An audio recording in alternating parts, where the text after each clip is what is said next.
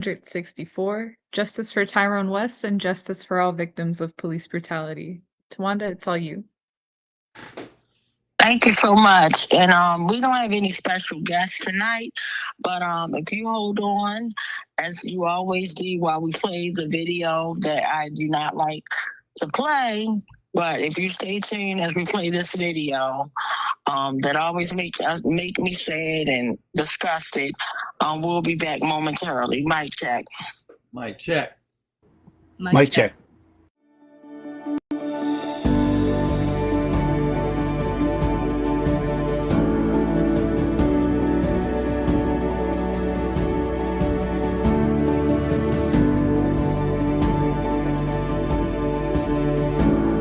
Can't stop. Won't stop. Till killer cops are in cell blocks. Can't stop. The following video portrays an incident of assault and violence at the hands of police. Viewer discretion is advised. I suggest you back the fuck up. No,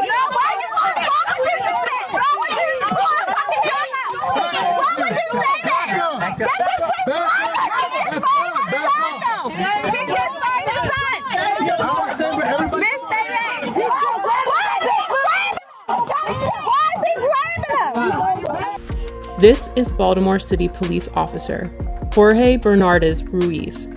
In a video shot in 2016, Ruiz is seen with his knee on the back of an unknown man with a gun pointed at the man's head. His message was a clear one. Concerned onlookers, adhere to my dictates or else. Here, we can hear Ruiz saying to Baltimore residents, I suggest you back the fuck up. It is documented that Baltimore police officer Jorge Bernardez Ruiz is a repeat violent offender, even without access to all complaints against Ruiz, undisclosed by BPD Internal Affairs records. 6 cases involving Ruiz are known. This video will briefly highlight 6 total cases beginning in July of 2013. Case 1, Abdul Salam, July 1st, 2013. Here Salam is seen victoriously smiling in celebration after the jury found Ruiz and 2 other cops liable for brutality against him. However, because the trial was civil, not criminal, Ruiz was not fired and he did not go to jail. Police profiled me.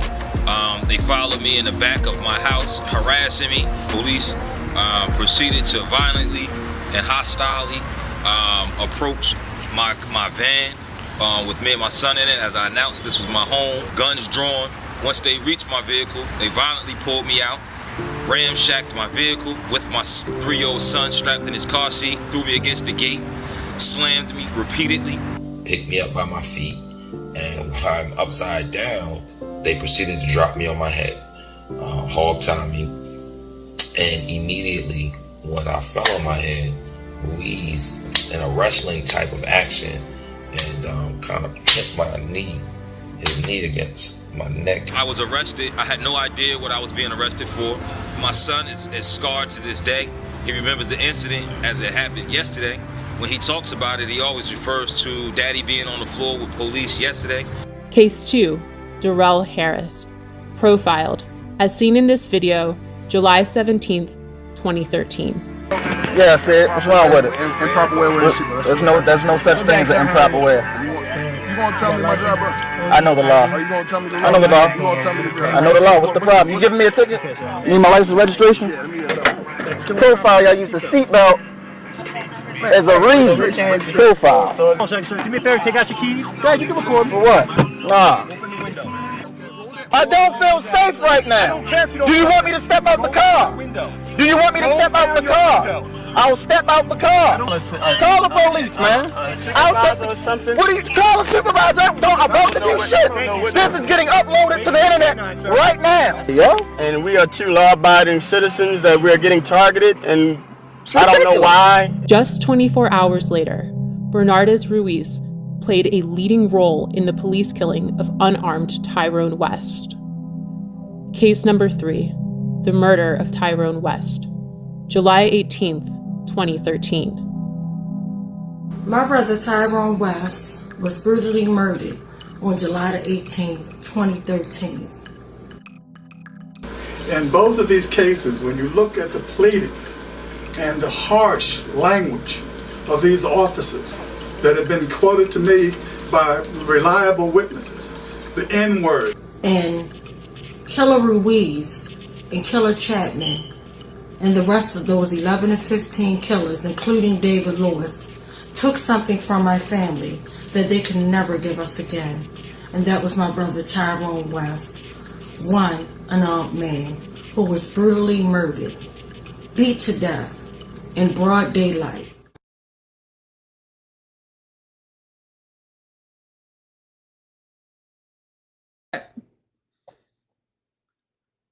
So, first of all, I want to thank everybody for tuning in tonight. I know we started off late, but I just want to give everybody a big shout out, and I want to give Shut 'em Down Shorty a big shout out for cooking the amazing dinners and everybody that pre-ordered and came up afterward to get the yummy, delicious plate. And the reason why we were doing that, it was raising donations for the appeal. And I'm just real excited. So I just want to thank each and every last person involved. And tonight we special guest because I was going to actually bring Lucy back on, who was on last week, who showed video body cam footage that was never shown to anyone on the West Wednesday platform ever before. And it was going to give us an update because as we know, those who tuned in, that she was supposed to literally go to the court the very next day, but and we were gonna bring her back this week for like a part 2 type of West Wednesday, but unfortunately she's still waiting for the court, so it was no purpose in bringing her back.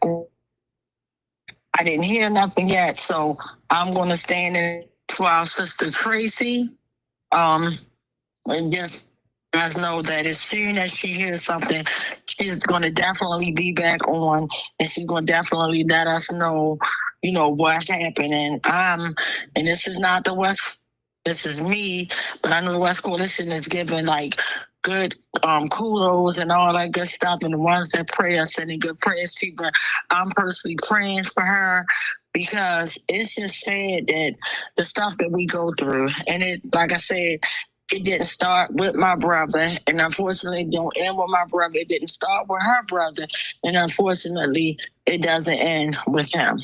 But when I saw that, and Tracy have been to many West Wednesdays, but literally to see our brother Leonard, you know, you could see how scared he was, and hearing his voice saying, "Hey, Officer so-and-so, he's trying to kill me. He stabbed me last year."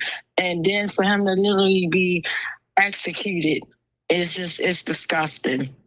So I just, you know, it's heartbreaking, but, you know, I just wanted to let you guys know that, again, we will have our sister back as soon as we hear something. And, yeah, it's just a lot going on. But again, I'm just excited about the upcoming stuff that we're doing and all the donations that are coming in for the appeal, and it's definitely a blessing. You guys are amazing, and it's in the appeal exhibit. I would get into it even further once we get everything under wraps and things like that, and get in contact with the other impacted families, because it's pretty much let them speak, meaning our loved ones. You know, at the end of the day, you take something from a family that you can never, ever give back. That's priceless. And all that you leave a family with is memories, is trying to have hope and sticking to their faith and prayers. But it's disgusting. Nobody deserves that. Like that's not right, you know. And literally, and I'm just thinking, and I'm looking at, in my brother's case, you're talking about 13 years, y'all. This July the 18th will be 13 years. That is a very long time. And the fact that my brother was executed in 2013, that 13 it's crazy. It's something that changed my family life forever. And the fact that law enforcement officers are really comfortable with brutalizing our loved ones, and it's disgusting. And it don't even. Then it seems to me it don't even have to even just be law enforcement officers. It seems like people that are in power, they feel like they can play with people's lives, and that is disgusting. Just like we had our brother killed in area by his parole and probation officer. How disgusting is that? That is horrible. Literally 2 weeks about to be off and be with his family and and then to be followed, stalked, and then it takes a whole 6 months just to make an arrest. But God forbid we do something, they're going to arrest us immediately. And it's just disgusting how this capitalist system is. And don't have to tell you, all you got to do is turn on the blues.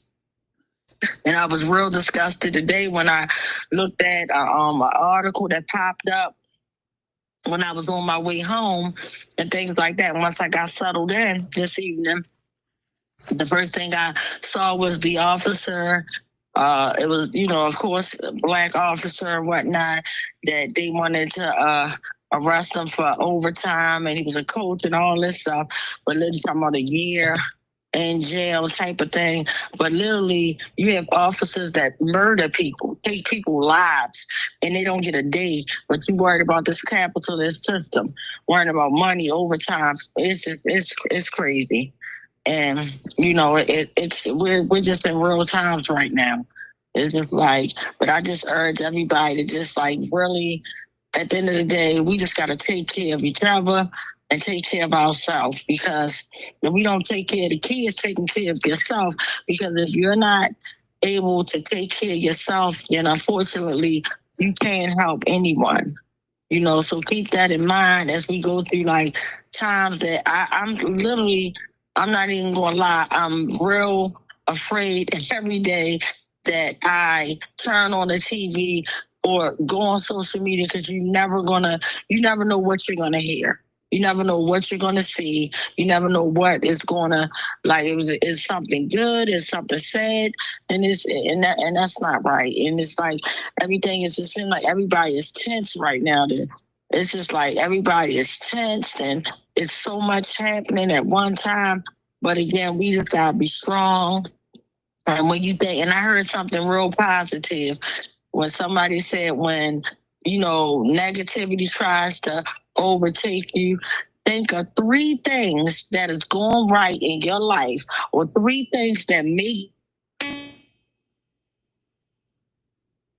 well, because it seems like some days you wake up, you're like, just having one of those days, and all you can do is just sit back and be like, okay. And like yesterday, I was like going through it. I had a lack of sleep, a lot of work to do, responsibility. Life was really lifing, but all I kept about when negative thoughts kept coming in my mind and trying to overtake me, I just took my time to calm myself down, breathe in and out. But it's a lot. And then I'm just thankful that I act off of the spirit, because I literally went to bed like yesterday morning around 1:30, knowing that I had to get up extra early because I had to make a run before I actually went to work. So I'm like, I got to get up. And I had set my clock for 5 a.m. So literally I woke up. I went to bed like 1:30, probably close to 2-ish. Had to get straight up at 5 o'clock, jumped in the shower, whatever. But while I'm in the shower and getting ready and stuff like that, and normally I would never like that early, like turn on the news. I might turn on something else, but something just like turn on the news, and immediately something was going on in the highway, and it was just like literally unfolding right in front of my eyes. This is like, I think it was like either 795, one of the highways, 695, 795, but it was a highway. And it was just like, a bunch of cars was right there, and they was trying to figure out, was it an accident? And immediately my gut was just like, hey, reach out to your daughter. But I'm like, why am I reaching out to her this early? Reach out and let her know, don't take that route. If she got to go that way, don't take the route. Long story short, I'm so glad, thank God, that I told her, because she's like, oh, I'm glad, because she was just about to take that route. And then she called me like, oh, I'm glad you told me, because then I probably would have been late for work. But long story short, speed it up, come to find out, and I'm still praying for people, but it was some type of something that happened on the highway, like a crane, something, but literally it made like so many cars blow their tires completely out. And this pastor had pretty much posted, because he was one of the ones, and his tire was like, he was just saying how he was covered in the blood. And I mean, he was covered because he could have literally lost his life. So, and I'm just like, oh my God, now impactful, meaningful to me. And I just, and this is Tawanda speaking outside of West Wednesday, but I just literally was like, thank you, Jesus, thank God, and was praying for the ones. But it's like, whenever you get that feeling like something ain't right, or you to be like, if you get rerouted or something like that, sometimes that could save you from like something that is unknown that could possibly hurt you, or whatever the case may be, or upset you, or whatever the case may be. So don't even sweat it, because I was like, literally, like, I'm just glad that I reached out and, talked to her. So again, I just want everybody like to take care. And as you know, it's the time of the year where unfortunately we lost Freddie Gray. And before, like I said, before Freddie Gray, that was my brother. But right now I'm talking about Freddie Gray, because what happened with Freddie Gray should have never happened. The only reason why I bring my brother up first, because had they would have took the city of Baltimore, would have took accountability and sent a strong message, and not let up to 17 animals that participated in the brutal execution of one unarmed man that literally didn't even know what was going on, and literally what they did to my brother was horrible. But if they would have took action in that case with my brother, then I believe that these city cops or whatever, I don't care if they east, west, north, south, whatever the case may be, they would have said, you know what? We're going to think about doing something, before we're going to think before we just do what we want to do. And literally for Freddie Gray to literally make eye contact and what happened to him was horrible. And then we had an uprising, where everybody pulled together, one fight, one cause, one purpose, and they can't stand us when we pull together like that. They were like shaking boots. And I just thank God that, when this happened, even though it doesn't matter, but I don't want to sound like a fool, because it does matter, because I feel like if this with Freddie Gray would have happened under the administration that we're under now, the uprising would have happened, it would have been horrible, because there would have been a lot of innocent people hurt, mistreated, or like just dragged out, because that's what they're doing now. It's horrible. It's horrible. And I want to give a big shout out to Judah. Every year, faithfully, he reminds us. And we don't have to be reminded, but he takes a space and a place where he uplifts Freddie Gray. And he's going to be uplifting Freddie Gray, because remember, everything took place on the 19th. And so he's going to be in his space on the 19th, on Sunday, this Sunday. So I urge you to come out. I have another event that I'm going to first, but I'm going to definitely make it there in that space. And I heard our brother Shay Ray is going to be there, and he's an amazing singer. Like this young man has, like, he's amazing. His voice is just like, once you hear his voice, like literally, and I remember big shout out to Dina, we got together in this, and shout out to the West Coalition, but we got together, but it was Adina's idea, and she said, hey, won't we get all the people that was, in movement space together and just talk about it? And sure enough, I remember Shay Ray was up there because Old Goon, shout out to Old Goon had him up there. And Old Goon was like, this is my brother. You know, I believed in him. You know, he could sing. He made up a song about his daughter. This brother gonna be the next star, whatever. And he literally went, and I'll never forget, Shay Ray actually sung. He actually sung a song, and once I heard that voice, I'm like, oh my God, he's not lying. He's not lying. He's telling the truth, because that voice is very powerful. So if you want to see Shay Ray action, please come on out. And our sister Erica, she's going to be there from the Peace Movement. As always, she brings the flames and everybody there. So big shout out to Jude, and I'm so happy for him because Judah has a family, beautiful baby, all that. Now, and I'm just like so happy to be in the space. But this part that makes me sad is just looking at the greatness still and the reality of what, like, we're still hurting. It's like they still came in with a Band-Aid for pretty much a severe wound, a blood-wrenching wound that was like literally dripping blood everywhere, and you put a Band-Aid on it. And it's disgusting. And to think that it got worse, and to think that we don't even have a choice over who we want to be the top. We can't even say, you know what, as citizens, as people, we want to put this person in.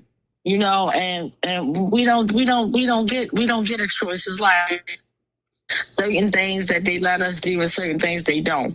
But just that local election time is coming up, and it's just sad because it seems like when they all get in office, they do what they want to do. But at the same time, I'm never going to tell somebody not to vote, not to do them. And even though it still boils down to us.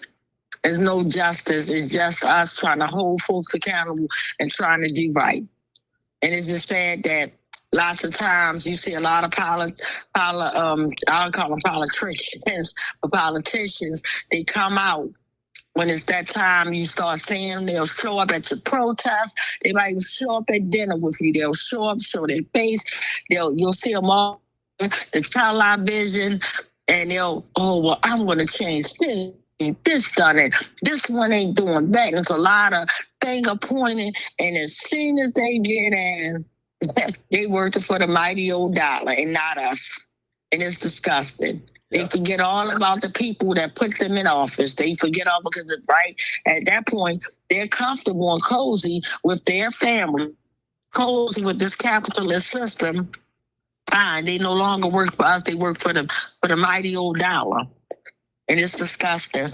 But that's the reality. But we just got to keep in mind that I want everybody that when you do go to the voting polls, and even though people say, well, some election time is not worth it, but it is worth it. Even on the local level, it's worth it because they play a factor in what happens over us, and it's just sad. And it's almost like what they're saying about this airplane, same plane, different side, you know what I mean? It's disgusting, but at the end of the day, I want you to be your own conscious consumer, do your research on who you feel as though that you should put in office.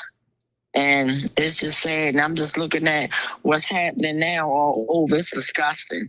Right now, we're in a time, and I told you guys, and that's why I, want to talk about Freddie Gray, because I knew that when I saw at the front of the lines when the uprising took off, right?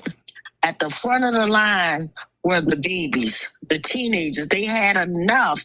It was the tipping point for them because they had saw their uncles, their fathers, their mothers, their daughters, right, be brutalized over decades. So now these are the babies. The babies were like the ones at the front line, screaming, standing up. And now, unfortunately, the tides had turned on the babies. And I said, oh my goodness, these poor babies, I hope they put a target on their back. And now everything that comes in the spotlight about a teenager is Not about the positive teenagers that are holding it down, this and that. Literally went from, oh, the squeezies to now the teens, to now the YNs, and whoever came up with that name YN. Why would we even let that even be allowed?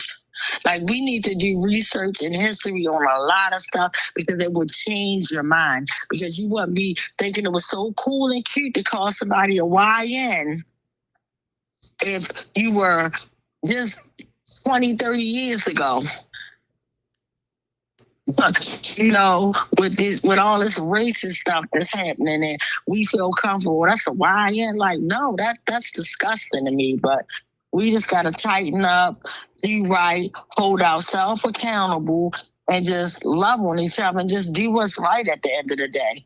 Because at the end of the day, it all boils down to we all we got. You know what I mean? At the end of the day, like Boom said, we all we got and we all we need. You know, but I'm just like overwhelmed because a lot has happened. And I just look at when the uprising happened, we were together, we was one.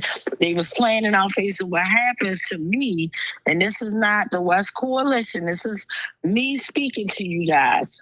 My personal belief, I believe that what they do is they take their time out, act like, oh, we're going do all this stuff, because I really feel like at the beginning of it, Marilyn Mosby was going to do something. That's my belief.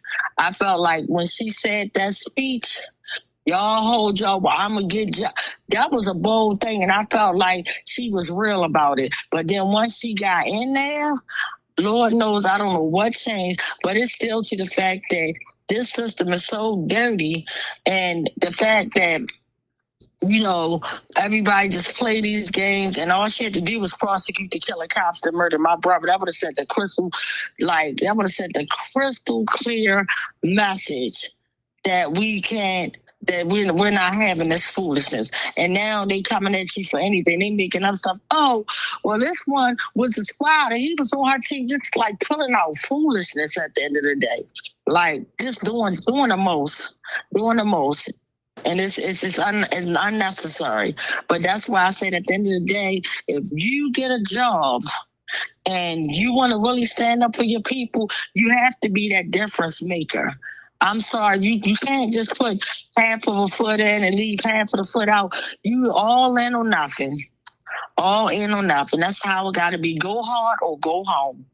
And if you go hard doing the right thing for the people, nobody wants to do right when they get up in that office. They had a right mind saying, I want to do right. I seen this, that, even with our mayor, who literally sponsored bills, gag order bills, and no one, even with our state's attorney.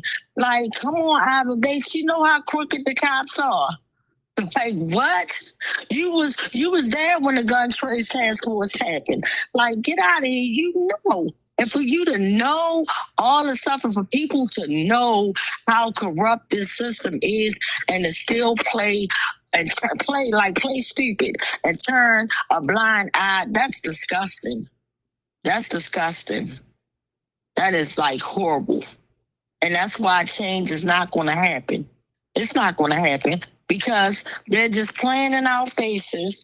And they're it's like kicking the can down the road.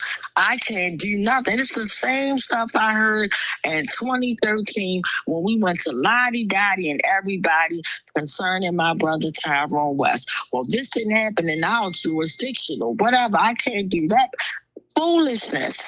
My hands are all this foolishness. And that's the part that really irks me. Literally. I never, ever missed a week, a day, a month. None of that. This thing changed my life forever. And for them to play in my face like, oh, well, maybe you want to go on vacation for a year or two. You just lost in a movement somewhere. But we're sorry, we can't do nothing in your brother case, but we're going to do this. I'm sick of that. I'm sick of that. That's so disrespectful. That's like being invited to somewhere that you don't want to be. You get dropped. Just imagine, and this is how I feel, if I can sum it up correctly.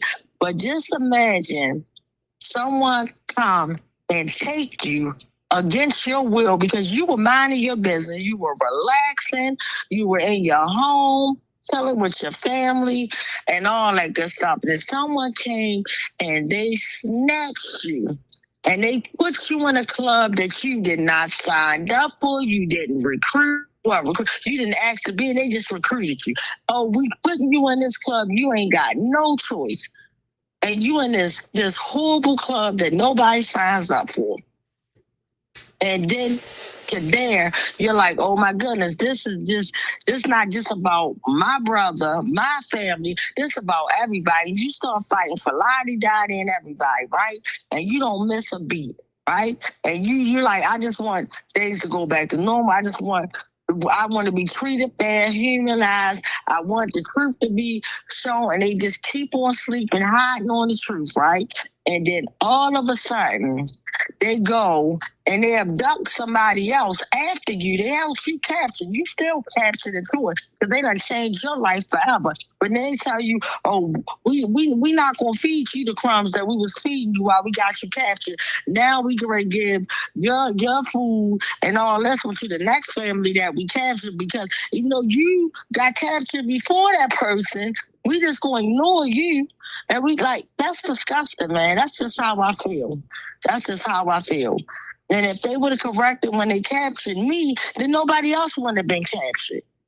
Like, it's horrible. It's horrible. And I'm just trying to explain my mindset about this police brutality and this community violence stuff, because guess what?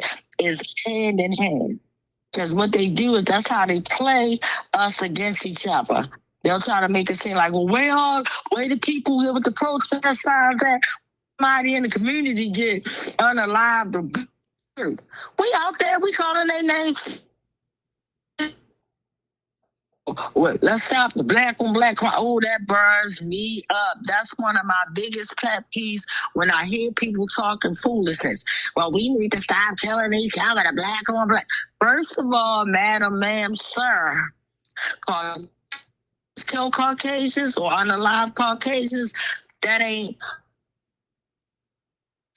Chinese people, unalive Chinese people. That's not called a Chinese crime. So why is it black on black crime? That to me, from the tip of the iceberg, is disrespectful. It's to a box saying, hey, pull up your pants, don't put on that short skirt, don't do that, or whatever you get is that's what you destined for because of the way you dress, the way you look. Like what?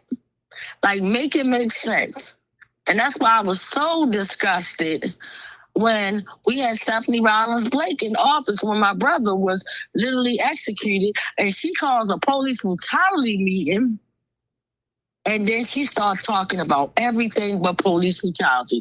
How is you're literally putting out a flyer saying, hey, I'm going to talk about police brutality. This is, enough is enough. We're going to bring the community together. We're going to bridge this gap.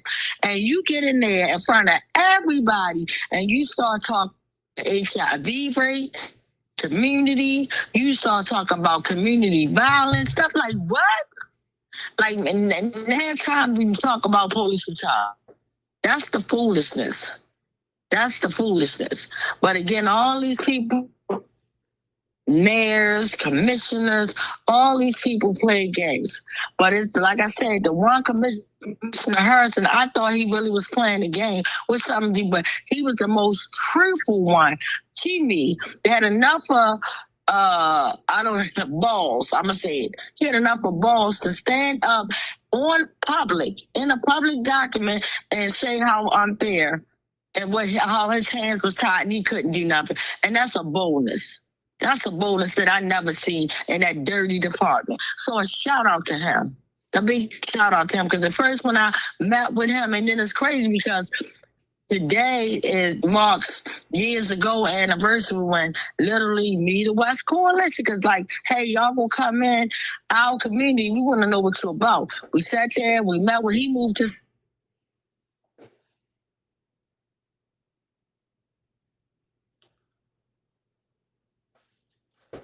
Tawanda, we lost you for a moment. Maybe you could repeat that. I'm glad. Thank you. I'm not glad you lost me. I'm glad. So, of course, they're going dimming that out. So, I hope y'all hear me clear. They playing with my phone again, playing with my devices. So, I was saying about shout out to Commissioner Hurst that really literally moved his family from one state to come here to really make a difference. And when he seen the corruption that he wanted to do something about, his hands was tied. He couldn't do anything about it. The only thing he couldn't even fire them. So he had no powers to be able to make a difference. That's how corrupt and dirty this system is. But I felt his compassion when I met with him. But it was meeting with so many people playing games. I thought he was playing a game. And now I see why he got out of there. You know what? I'm out of there. So shout out to him. Yeah, some things that I did. It's like one breath, you'll say this, but then you won't go down to Annapolis where you can be a difference maker and really like change these laws and talk. But I get it, because if you gotta live here and you see how they throwing rats on Joe Crisco car and doing all this type of foolishness, I know, I can only imagine what you as top cop could have been like forced to whatever. He'll give him a big shout out. Because, again, he got away from that foolishness. He got away. But to move your family to try to make a difference, and then you can't do nothing. And for him to publicly say this, that's a big move. And I got respect for him for that. Because I never saw that happen before. So, again, guys, I just wanted to let y'all know. And I'm not going to hold y'all. I'm about to release everybody. And I just want to thank y'all. I want to thank my sister Rachel. Thank the West Coalition. A big shout out to shut them down, shorty, because that steak and them shrimp, oh my God, it'll make you smack somebody. Because I done it to mine. Oh my goodness. It's like, oh my goodness. So yeah, but a big shout out to the West Coalition. Like, I just want to shout each and everybody out. Like, y'all do not understand how much I love y'all. Like, I really love all the time. Like, a shout out to each and every last one of y'all. Like, you know, y'all take y'all time and y'all do stuff from the heart. And that's what it's about. Because my mother always told me, if you're not going to do something from the heart, don't do it. Don't do stuff to get stuff in return. If it's not coming from that heart of yours, do not participate in it. And that's real. That's something that will always resonate my whole soul. And that's why everything that I do, I don't do it to say, oh, I did this for you. You gonna do that? You're not gonna do that for me. No. That to me is all low levels of disrespectful. Low levels of being phony. Like, no, if you're going to do something, do it because I do it because it makes me feel good to see somebody smile. It makes me feel good to be that listening ear or to be whatever way I can help somebody. That makes me feel good.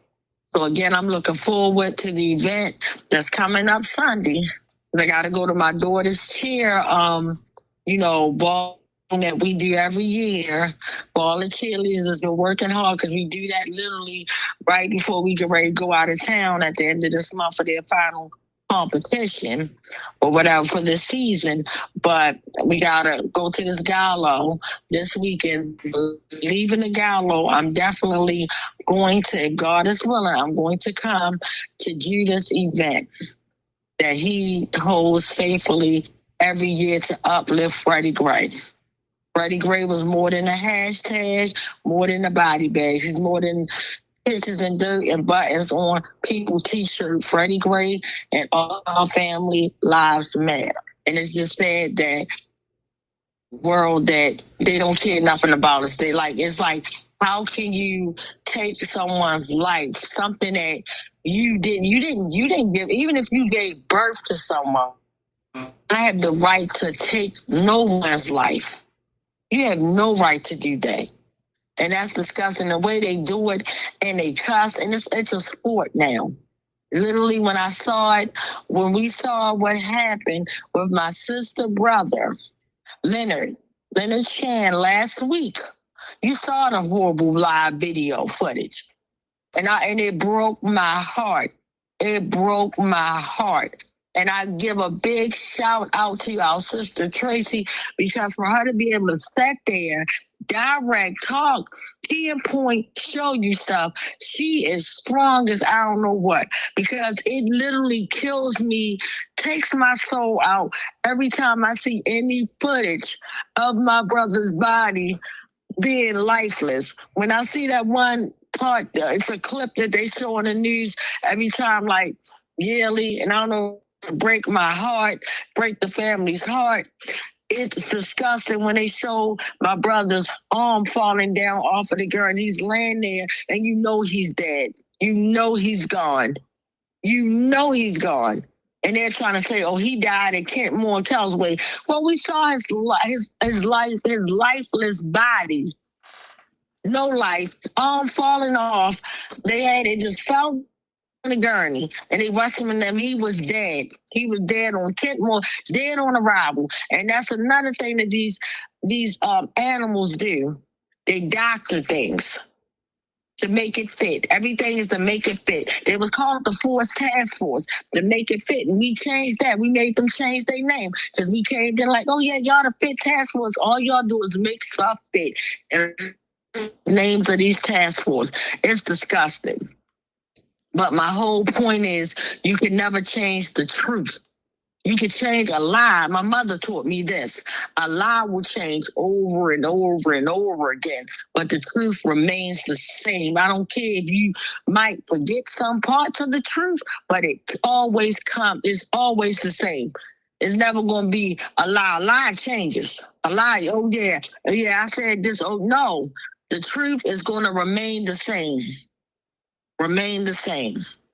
So don't forget Freddie Gray. Don't forget none of the victims of police brutality and murder. And tonight, we don't have a sad list, which we know there's one out there. And I heard the saddest thing that happened. And what Uncle Bill that I was saying I was going to bring the lady out, one of our mothers from Michigan. Michigan. So real quick, and I'm not going to get into it, but in the next upcoming weeks, we have a beautiful who is like devastated right now. Her son literally was executed in Michigan. So you just imagine, and the body cam footage was just released. See them chase him on a bicycle, and he gets off the bicycle and he runs. You see the animals jump out, weapons drawn, guns out, pow-pows out. They got all that. And then you see them handcuff this man, handcuff him, and then he got that time you see him pointing the gun at him. He was handcuffed. You see the canine, they had a canine dog on him. And they put 5 shots in this man with his hands handcuffed behind his back. That's what they doing nowadays. They've been doing it, but that's what they doing on body cameras so they can right in our face. We don't care. We're going to do what we got to do.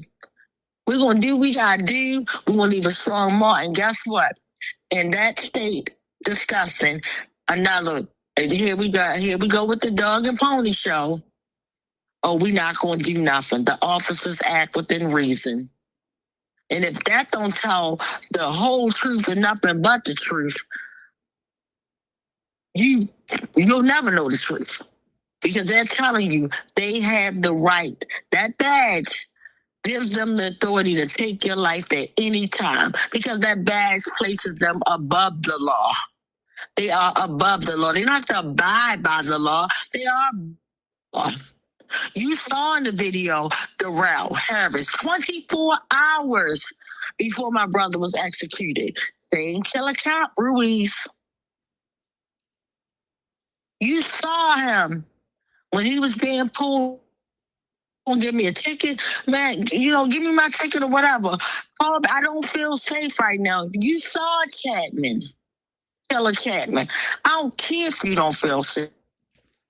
I don't care. You saw it. You can't make that's real video. don't know if y'all think we got a couple of actors to act that stuff out. Those are real victims that we showed you at the beginning. You saw Abdul saying he was in his driveway. And who was at his car doing it? Ruiz and Chapman. And they do nothing about these killer cops. And meanwhile, me and my family got a setback over 13 years. And even now with the new investigation, we're still sitting back waiting. How long do we have to?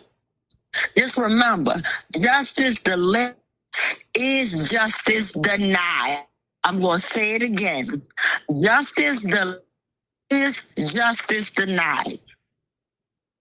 When we came to this unfortunate, sad, disgusting club that no family signs up for, when we came in there, locked in with my family members, locked in with warrior brothers and sisters, and through these 13 years, I done lost at least more than 13 people that was out there, related or street related, no longer here.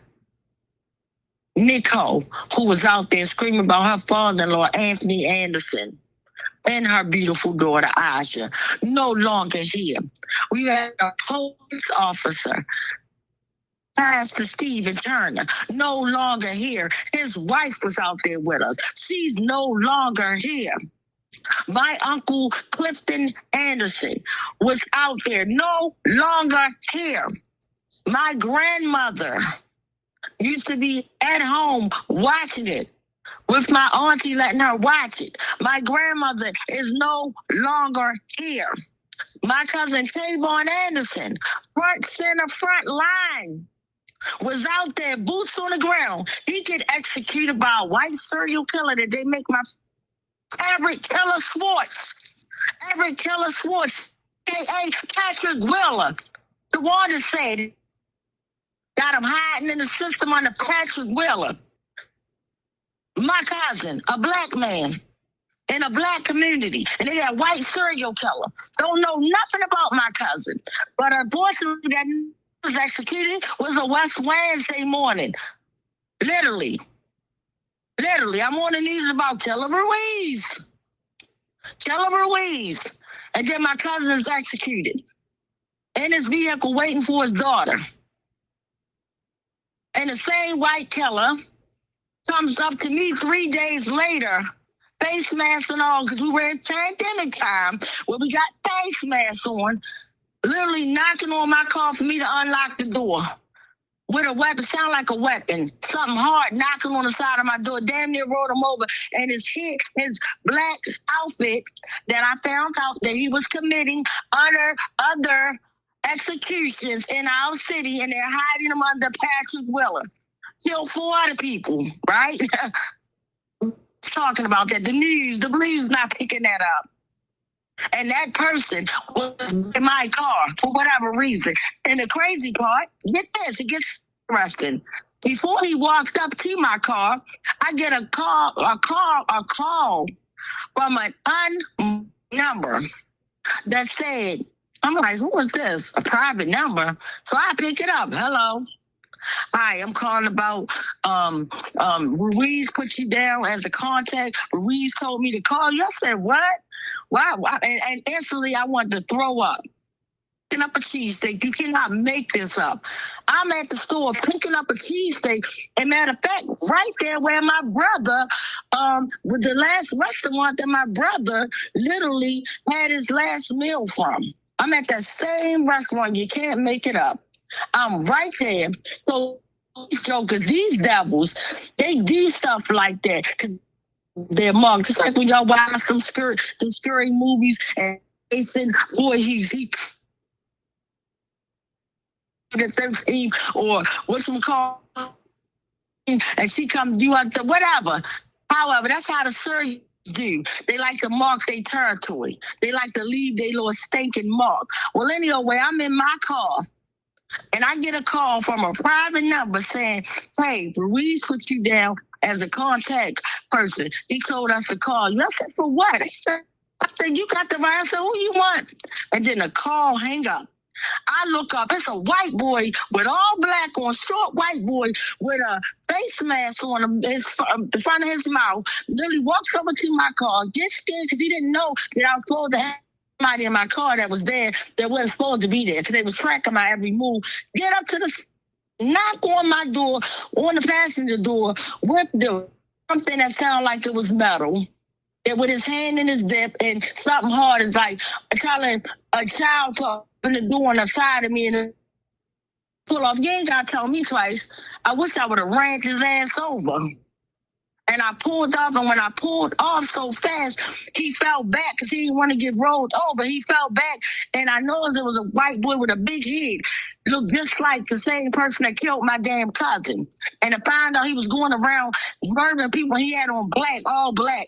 Same outfit that I described. And as soon as it happened to y'all, I tell y'all. That's why I go to Facebook where y'all be thinking, oh, damn, Lord, she freaking out. She tweaking out. No, I'm telling y'all the truth. I'm telling y'all. The same way Tyree Moorhead was telling y'all the police was messing with him, where that man was, after he got shot by an unknown person, probably was the police. I'm saying this. He felt like, something ain't right. This man left the hospital, y'all, with a hospital gown on. Literally left the hospital with a hospital gown on and walked to his house, walked with a bullet still in him. And they was raiding his house, and the news picked all up on that. And what happened to him? Literally, they vanished him off. Vanished him off. Stalked his Facebook account, knowing that he was talking trash or whatever, because they know, okay, he carries a machete. He's always talking about his little machete knife that he carried him. Oh, now we got a reason. Oh, got his machete. Okay, that's going to be our reason. They getting happy and hard up, ready to do something to this man. And the first minute they got that chance, sent some unknown female who we still don't know. Nobody want to talk about who she was, that he's supposed to got into an altercation. They always send these females, guys, who was with my brother when he got murdered. Somebody he bailed. They send their little hitters out that work, right? But this is the reality of it. I'm going to keep, so I don't care who you send it. Every time I tell the dirt, I put a target even more. So I'm just telling y'all, I got proof. I got what happened. I showed y'all. I show y'all. Listen to me clearly. It is this dirty system. They do stuff to you to retaliate. If they can't pay you off, they will silence you. Or I'd be like, God forbid, one of those prisoners that they just throw away. And they, what they call them, what's those prisoners, Uncle Bill, that they call those political prisoners that'll be locked up for life sentences, and like our brother that's locked up and oh my goodness, they like use him as a guinea pig. And I cannot think of my brother's name right now because I'm exhausted. What do they call those people that get locked up that like fight the system? What do they call them, Uncle Bill? I'm not sure. I think political pioneer prisoners, whatever they call them. Oh, political but the whole, yeah, political prisoners. Yeah. So either they can't pay you off, they're going to kill you. And if they don't kill you, they're going to make you a political prisoner. I don't want none of it. Keep your blood money. I want to live. I don't want to be behind bars, framed. At the end of the day, y'all hear me crystal clear. I don't use drugs. I don't drink. I'm a loving woman. So believe me when I tell you this system is dirty. All you got to do, turn on the TV, do your own research. So I'm going to see if we got any questions or comments, and I promise after this, we're going to go to the video that we brought you back, and I'm sorry, that we came down with, and we're going to let everybody go. Mic check. Mic check. I'll just share from this morning. There was a big rally downtown against the building of that ICE concentration camp near Hagerstown in Western Maryland, where they want to house up to 1,500 immigrants who they kidnapped. So people were really justifiably angry about it. And then many people came into the court hearing. It was packed. And in the end, the decision was to have a temporary injunction to stop the construction on that place. Although I think ICE is going to get its way over time, unfortunately. So I just say a word in general about ICE, which, like the police, is taking lives and putting people in very bad situations, even when they don't kill them. Immigrants in the United States are usually younger. They're supporting the Social Security system because being younger, they work and contribute, even though they often can't get benefits. They do a lot of jobs that are like the hardest and the dirtiest and most dangerous. And they put much more money into the system through taxes and so on than they get back in benefits. And so the only reason to go after immigrants is racism. They're using this whole attack on immigrants to build a racist atmosphere in the United States. And so I was very pleased to see a lot of people out. We have a weakness in that rapid response movement, though, that it's predominantly white in a majority black city. That needs to be rectified. But it was good to get a little victory to set back ICE. So that's all I wanted to contribute tonight. Mic check. Mic check. Do we have any questions or comments? Yes, we do. We have a few. From Ansel Jones, mic check. Maine, mic check. Twain, to a point you said earlier, said so true. And Super Cardio said, I prayed for that mother in Michigan. Mic check. Mic check. Mic check. Is it good? Good to hear you here, Kalia and Q. And Brother Brian, would you like to say anything? No, I went to a speech or a presentation today about the idea of the excited delirium, and I got some really interesting stuff from that, but I haven't got my head organized enough around it yet to really say anything powerful about it. But it's just part of a whole history of how violence against Black people has been justified throughout the history of the United States. So that's just the thing that's on my head right now. But I don't have a whole lot to say because I need to organize myself before I do anything. No, also I appreciate you sharing that. And I mic check to Maine, mic check to everybody. Thank y'all for your comments. And I just want to add, and Brother Brian, you couldn't have said no better. I just feel like, even what Uncle Bill was saying, like this system was just another reason to be racist. But we all know, and it's just like we told them a while back, once they run out of doing stuff the Black people say they'll never do, because they try to eat us for breakfast, lunch. But they're going to start messing with other races, and it's like they the new Black people. Now and I don't wish this pain on nobody. It's so sad and disgusting. That's why I fight with all my brothers and sisters. Race, sex, or none of that. A fight is a fight, but at the same time, with us going through all the stuff we've been through, and now they're getting to see how we feel.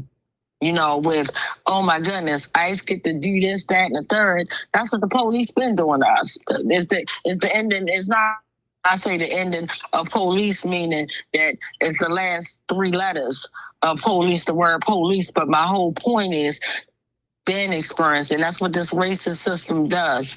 It breeds us against each other, and it's just terrible. And the one little thing I want to say about the excited delirium, because that's the nonsense and foolishness that they try to pretty much say without saying, but I was on top of I was 10 toes down on top of their neck, and I told them when they took 154 days to come back with a 7-page flimsy autopsy report. I said, y'all bet not try to come back saying my brother had no excited delirium. And all it is like, it's a racist term to be like, super Negro died from a heart attack with this exuberant strength. And they were so high off of some type of drug that they died. Not that the police shot them, killed them, beat them down, or whatever. It is disgusting. But that's how this system is. It's very disgusting.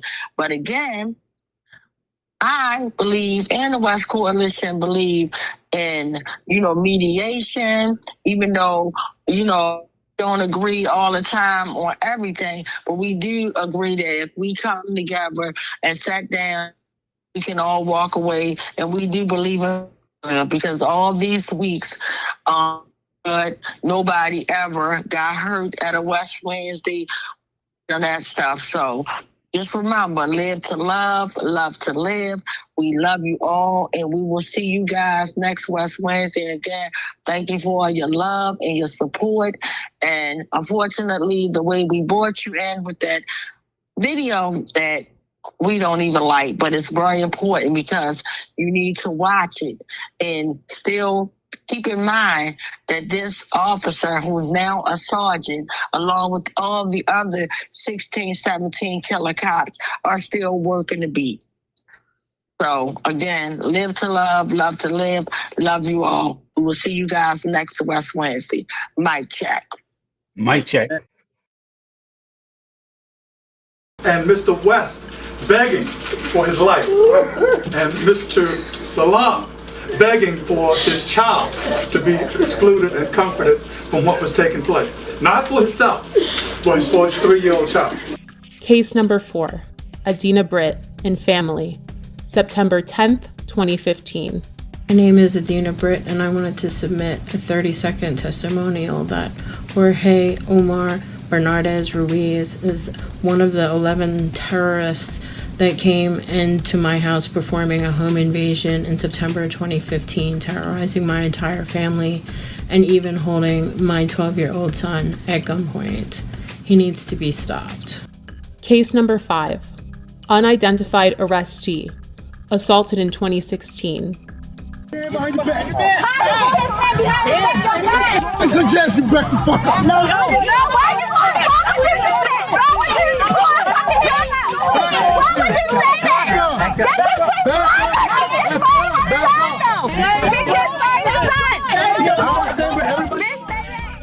Again, this video did not surface until the summer of 2020.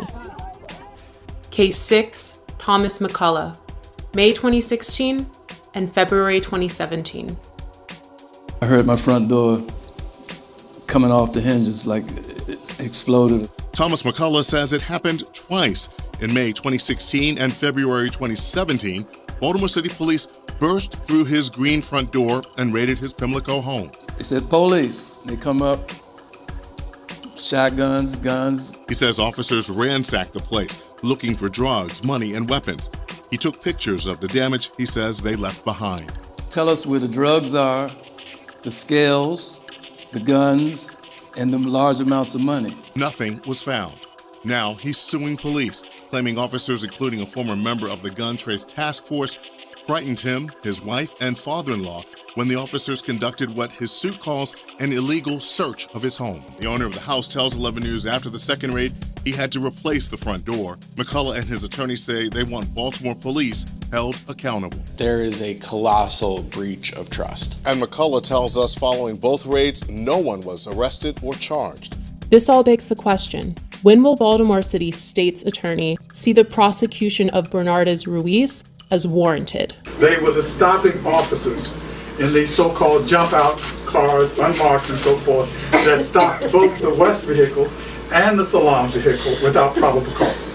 And these officers are the ones that also were joined by others, but they are the ones who initiated the stops, pulled both men out of the vehicles, and commenced the vicious activity that was thrust upon them. And the officer Ruiz that started this attack is still working and working with promotions. He is now sergeant. But the fact that this repeat violent offender had a history leading up to my brother.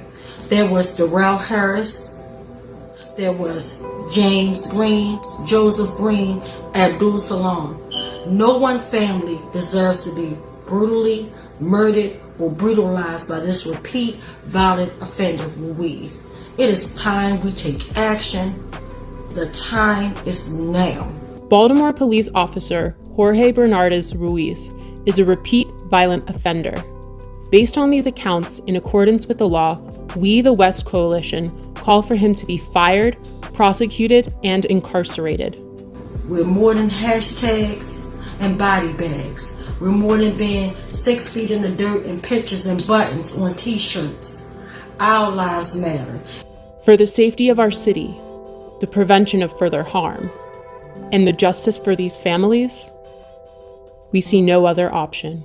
And again, I'll say, the time is now.